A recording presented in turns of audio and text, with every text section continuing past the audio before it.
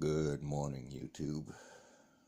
This morning I'm going to leave a bit of science alone, although I suppose it's there, but that is the word I try to focus on, understand why it means something or not. So, this one's just about life. How do you not take personally? How do you not listen to folks and how they got to where they are, whether they're in good spirits or not? And you hear these stories and you just wish you could have done something. And it's that helplessness that you get from those stories.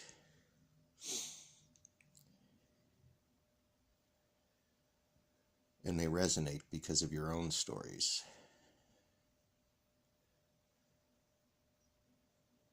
So basically, these are about people abuse.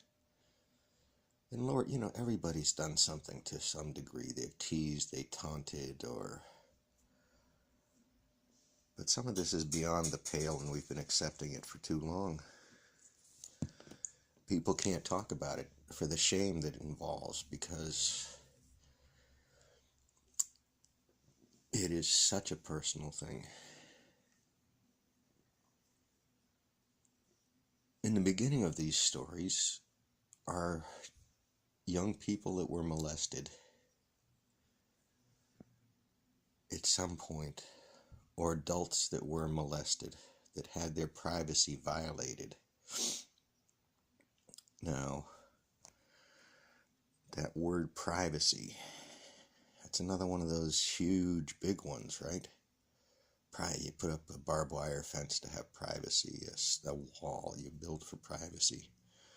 You build these walls in your mind of things not to delve into because they're too painful or too deep, or the hurt you cause somebody else is just too much for you to want to own up to.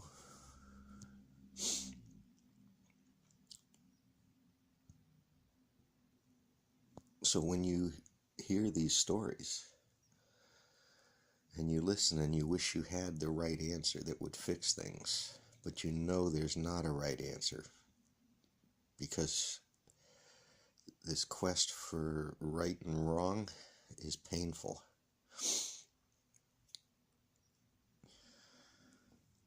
So I don't know how you give back something to a person, something they've lost like that. A little piece of themselves they're trying to recapture, or refine, or put back into a place in their life so they can move forward to it.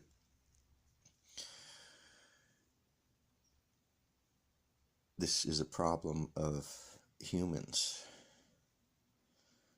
and all people, how to speak with each other without taking offense, just listening, because sometimes things just need to be said.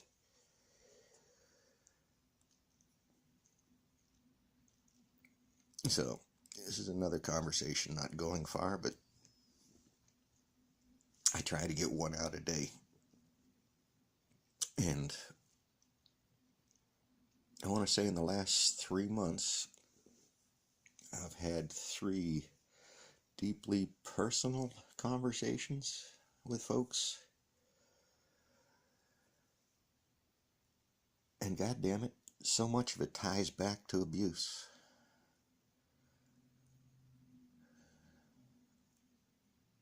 So we know it's done. We know it happens. We know it piles on a person's psyche. And it's very hard to get rid of and release. And then you come into terms like mental illness and, crazy and suicidal and all those things that go along with these mental conundrums. And the best you can do is listen. And maybe try to ask a question that they might want to answer or not.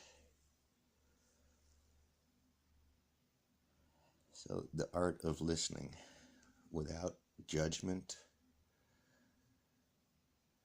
without trying to find, I mean, you're already hearing a victim's story.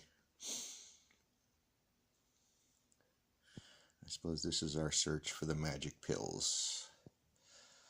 The one answer that solves them all. And I've never had that for a person. The answer lies in that person generally. And maybe some suggestion a passerby, a friend or acquaintance gave them to help them along with the day. Maybe it's just a good morning. Just a good morning. Alright, there's it. Try that. Say good morning 5 times to strangers. For no reason at all. It's the American. Oh, Europeans don't like that. They don't get why Americans say hello so much.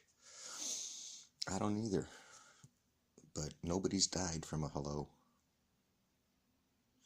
Maybe a few words after that.